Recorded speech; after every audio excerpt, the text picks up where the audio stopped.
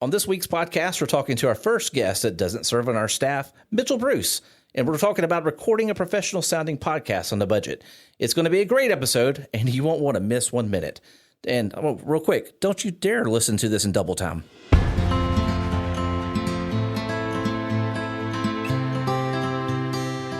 Hi, and welcome to the Dogwood Media Solutions Podcast. I'm your host, Brian Harris.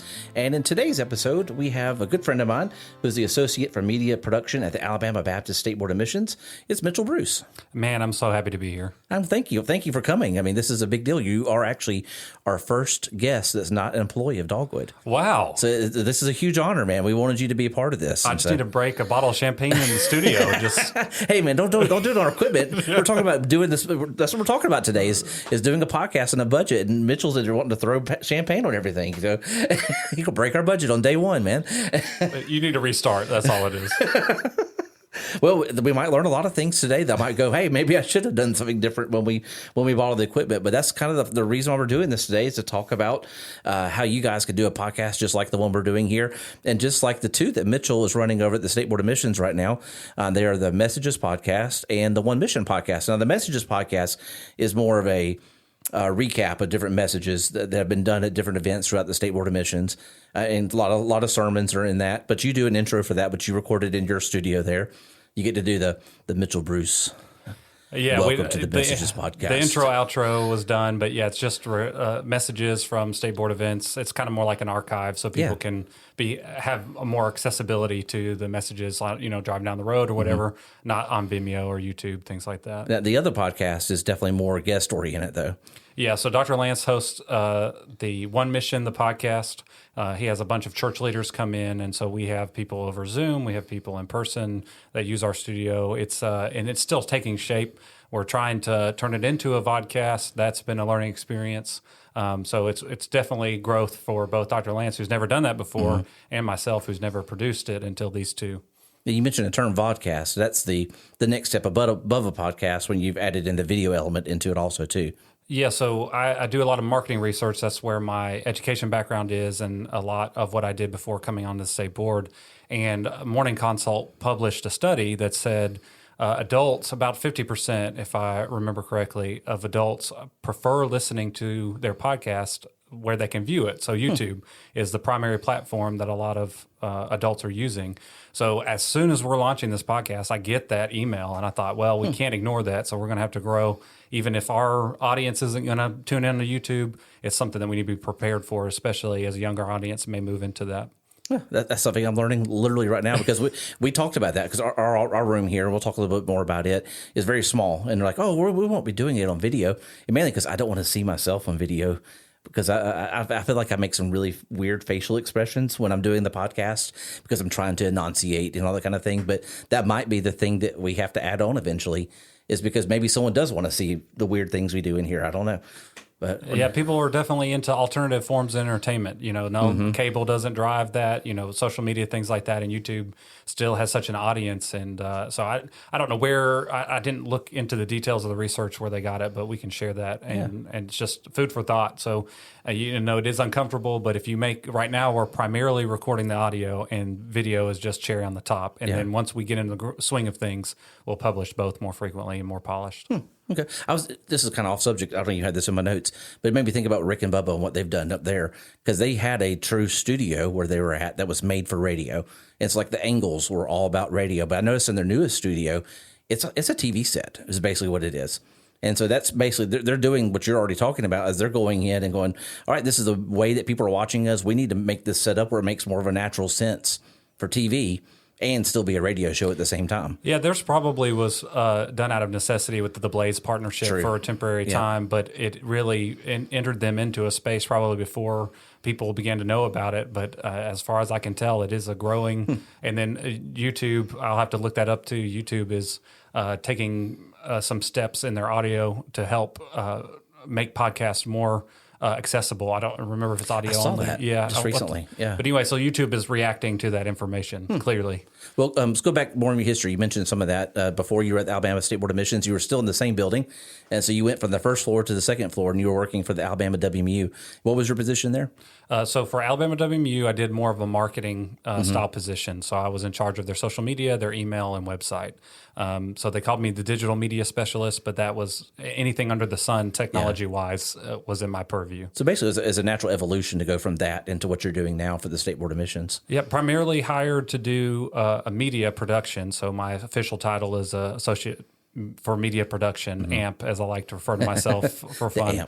But it has evolved into a marketing approach. So I've had my hands dabble in a lot of the platforms. So Doug has, because of my marketing background, has allowed me to speak into a lot of the platforms of the State Board of Missions, not just the content creation side. And Doug is a communications director for the State Board of Missions, and Dogwood does a lot of work with the State Board of Missions, which is one reason why me and you got to know each other really well through all that, because Dogwood is basically doing the websites and social media for the State Board of Missions, and Mitchell is a big part of that for us because he's going in and laying out the groundwork for a lot of these websites. We're working on them and going in and helping them to walk through the process of, one, do you even need a website? Do you need to have your own email marketing channels? Do you need social media? And then at what point can they handle it themselves versus having to bring in someone else to help them with that? And so Mitchell's been instrumental with partnering with us to help us, one, kind of weed out the people who may not need our services. They may already be able to meet the things we're already doing through things in the communications office or through their own staff. And so the point where, all right, now we got to bring in Dogwood. And so we'd bring us in to help build a website or help to manage a website. And so that's been a great partnership, having you over there helping us in that way also. And helping, I mean, you're helping the State Board of Missions, but it's helping us also too, because it's bringing us more aware, like we're able to walk into a meeting and know that the groundwork's already been laid for what they need to have and what they need to do. So yeah, let me throw that back. Dogwood has been a great partner. I would say that we've basically functioned as an effective 1-2 punch, whereas Doug and I talk about the overarching idea of what our offices want to do, and Dogwood really provides the legs and the execution of the thoughts and the planning that we do on our side. And so they've been great partners for us to help flesh out the visions for these offices. Well, it's been a great partnership. And so I love that we get to do things like this too. So I know that we have several topics. So this was part of a blog post. If you go to dogwoodmediasolutions.com and look at our blog section, the actual name of the blog post is How to Record a Professional Sounding Podcast on a Budget. If you haven't had a chance to read that, you'll hear a lot of the same things we're going to be talking about today. But the first thing we want to go into for actually building out a podcast is picking the microphone. So the ones we're on today here, actually, I talked to you and I talked to Nick Wells, who's our former, I don't forget what his title was, video and photography. But he actually works at First Baptist Church in Montgomery, the church that both of us go to. And I see you there occasionally. It's a large church, so I don't see you every week. I did see you in the balcony this week. So well, I'm always recording stuff and running around, so it's easy to see me. I understand. But Nick is over there, and so I talked to both of these guys when we were building the studio, and I was like, can you help me look through things you guys have already done, because both of y'all had experience of that. And we ended up on the microphones that we're using here. They're the Rode, what are they called? I'm looking at my the pod list. mic. Thank you. The Rode pod mic. So which ones did y'all end up actually going with there at the State Board of Missions? Yeah, so we did the Shure SMs, but when you think about this question, I think it's helpful to say, how much of a budget do you have, right? That's a good question. If you've got a huge budget, then you're going to want to spend the money on the microphones. If you are surviving, there's a lot of opportunities, especially since you're primarily going to be recording voices. You're not looking for instrumental coverages or things like that for most podcasts, I would imagine. And so looking at just some kind of affordable options, one of the ones that I saw preparing for this podcast was the Zoom ZDM podcast mic, and they could sell it as a set, and it's only $50, whereas the Rode Pod runs about $100, and the Procaster, which I would also recommend, runs in the $300 range. And the Shures are a $300 microphone as well. And so they're really going to help you if you don't, again, thinking about your budget, if you really don't know how to do a lot of post-production, you might want to invest some of that budget in the microphone to help ease the post-production thing. If you really know how to do post-production and you're really on a tight budget, then the Rode Pod mic is a great option. I haven't tried the Zoom ZDM, but I'm sure anything Zoom and Rode branded generally function really well and are effective. So those are some considerations to think about when thinking about your microphone. Mark Dimon, who's our video production specialist here at Dogwood, who actually is the guy who edits this podcast every week, suggested and I don't know if I agree with this, as low as an SM58 microphone. He's like, if you're just really trapped for budget, that actually could be an option for some churches to go in, or it just anyone trying to start a podcast. Those SM58, they're the utility microphones of all utility microphones. And he's like, hey, you can get those for under $100, again, then that goes back to having to do more work in the background to make it sound better than what, because like we're on a pop filter with the microphone and everything.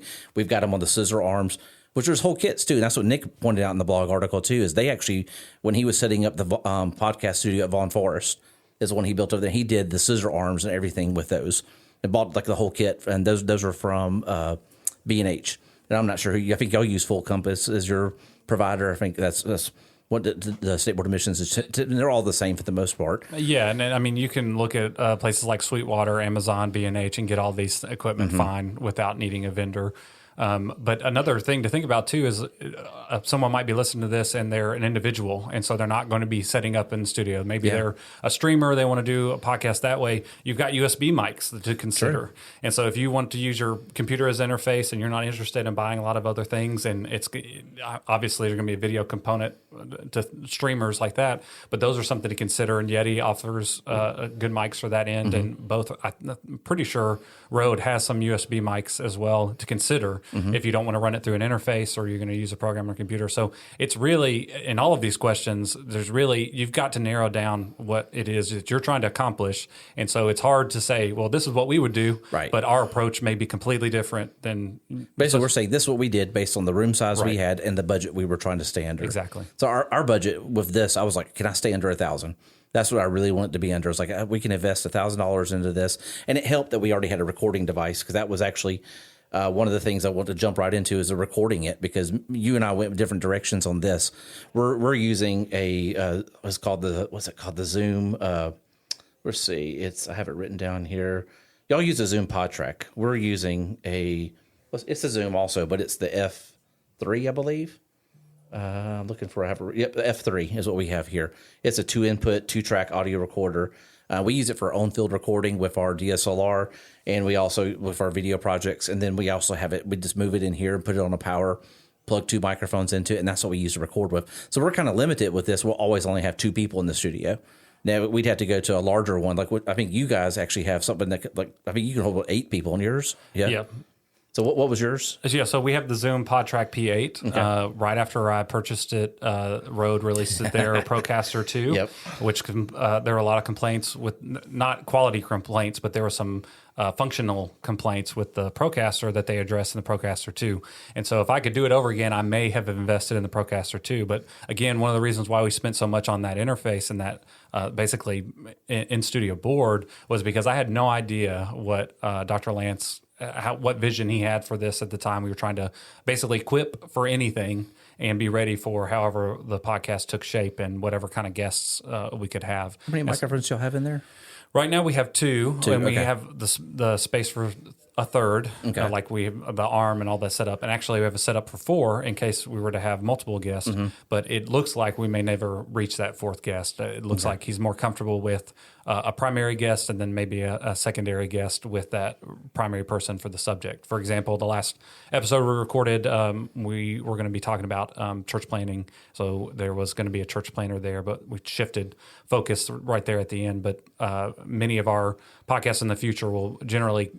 like Scotty Goldman's going to be one of our featured. He's our global missions office director, and we're hoping that he will bring in either a North American missionary or an international missionary family to join us on the podcast so that they can be interviewed as well and provide their perspective.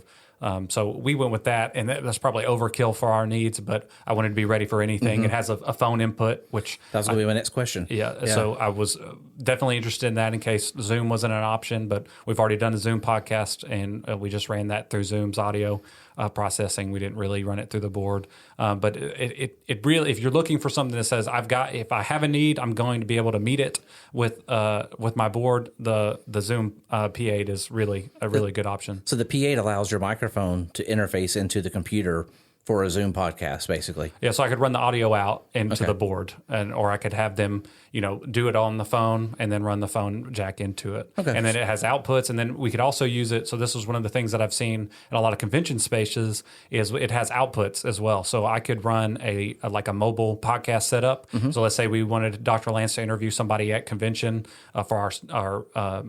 for our state convention or for the annual convention at SVC for our booth space, we could do audio out and record the podcast and project it for the audience. Gateway Seminary did that at their booth exhibit at SBC last year. I saw the cooperative program doing that also too, I believe last year, and they had a couple cameras out there set up, like really good professional studio cameras. They had a little set they put on in their booth space. And they put on the schedule, like we're going to do this interview here or there. And they did a podcast and did it where you could sit there and watch it as a live studio audience, basically. So yeah, if you're thinking on site, that's also another really benefit. And there's a good chance that will happen in our use case. Do you remember what the price was in the Zoom PodTrack P8? When I was looking, I just saw a price drop, and it was, I think, $350, $400. That's it. Yeah. That's not bad at all. And then the next one, the Rodecaster Pro 2, I saw it was around $699, and that's the one that I was looking at. It once we have so much video stuff going on that we don't have something in here to do a podcast with, that may be the one we purchase to go in here. And by spacing out the purchases too, I can stomach a little bit more, because that one's $699 for that one, but it has the same type of things. And the cool thing I like about that one too, I noticed that there was like little buttons that you could assign things to. So like one of the podcast episodes we're going to do at the very end of the year. So this is one that people can look forward to. We're actually going to have Mark on the podcast, who's recorded all 23 of these podcasts and edited it, had to listen to every one of them, every mistake. He's going to come back in and bring his favorite mistakes that we've done. And we're going to do a listen back on the year of the goofiness that you hear pre and post podcast sometimes.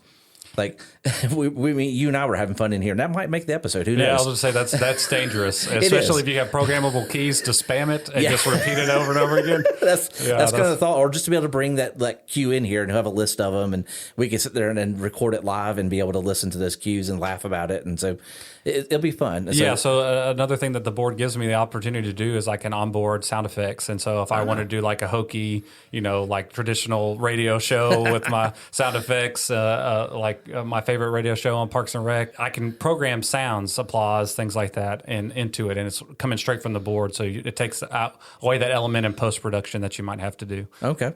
I don't know if we would do that, but maybe it could be used. I can see Dr. Lance sitting there and going Shazam or something like that, hitting the button. Who knows?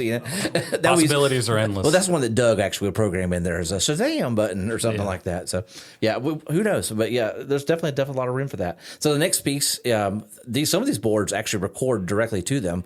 Does yours record directly? Yeah, so it has an SD card slot, and I just have that always as a redundancy. Okay. If I really want to take control of the recording, I'll plug it right into my computer and upload it through a processor like Audition or Audacity. But Mark, for ours, wanted to record it straight to his computer, but I kept telling him, like, you don't have to do that. Just let it go straight to SD card.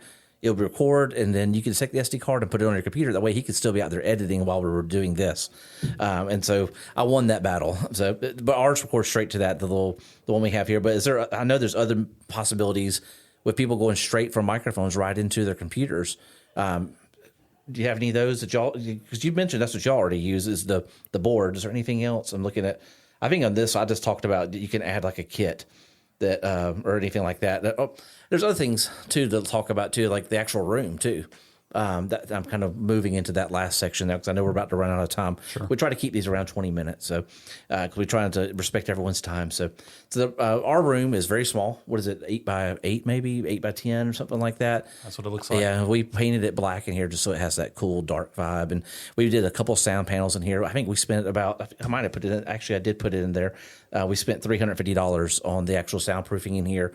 And then we added a curtain that actually goes over the door. And that happened after the first couple podcasts where we could hear sounds out there in the main space, which already is echoey. But the curtain over the door helps to block some of that sound. So we have a total investment of right at $450 in trying to soundproof this room. Now, you did something very similar, but your space is a lot bigger than ours over there. Yeah, so we basically had to co-opt a conference room and turn it into a possible studio setup.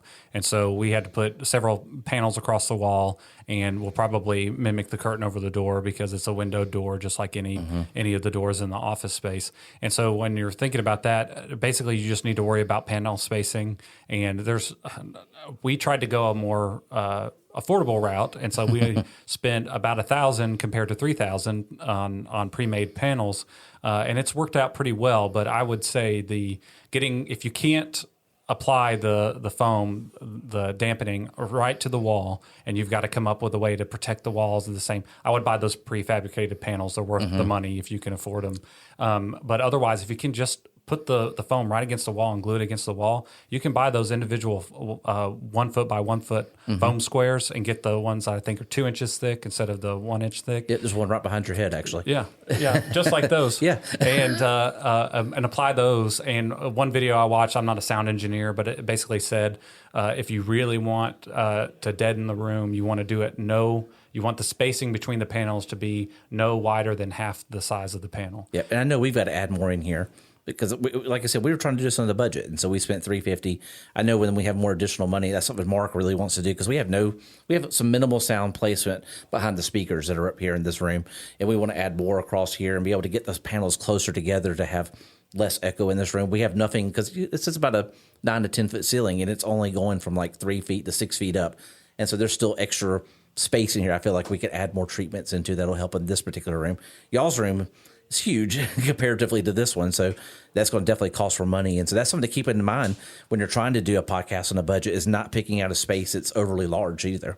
Yeah, so you want to be intentional about the space choice, but I will say that unless you're just really trying to save yourself post-production, most of these mics and the boards and the recording inputs, if you know how to de-reverb an audio track, you can get pretty far. So don't let room setup keep you from going ahead and starting a podcast. And you can, as you were talking about overtime purchases, that might be something that if you can get your equipment in and it's going to be a harder sell to get the room space arranged, you can mic yourself in such a way and post-produce in such a way that it still sounds pretty good, even without the room setup that you need. Makes sense. Well, that's going to wrap us up for today. We actually just gone over 21 minutes, so we want to try to keep it around that time frame. I do want to thank you for joining us and being our first guest that's not a staff member here. Well, I'm just going to frame a little certificate on my wall. There you go. Hey, we'll print one up honored. for you. Yeah, I appreciate that. Totally do that. We need to get like a picture afterwards so we can put it on there and be like, yay, that 2 thumbs up. So next episode, I'll be back in here with John. John Furrow actually is a good friend of yours. You've known him since Cub Scout days. Yes. Yeah. So John's he's our director of technology here now. He's supervising our entire development team and doing a lot of great work in web development. He's going to be in here doing a Q&A session talking about web development. And so actually, if you have questions about web development, it'd be a great time to send them to me at brian@dogwoodmediasolutions.com. I'd love to be able to answer those questions. I won't actually answer the questions. I'd love to be able to ask the questions to John and let him answer those for you. Also, if you like what you're hearing here, you can head over to our website at dogwoodmediasolutions.com. Check out the other blog content that we have written. Make sure you listen to our other podcast episodes too that you might have already missed. And so also, if you want to make sure you get notifications when we send out these podcasts, which is every 2 weeks right now, same place, website. You go to our website there and be able to subscribe. We're on all the different platforms out there that you can think of. I think it's like 30-something platforms now. We're using the same service that you guys are using because we tested it out, recommended it to you. It's been great in getting our podcast out there and distribute it. So that's all that we have for this week. I want to say thanks for tuning in to the Dogwood Media Solutions podcast. And until next time, happy marketing. Best of luck on your podcasting endeavors.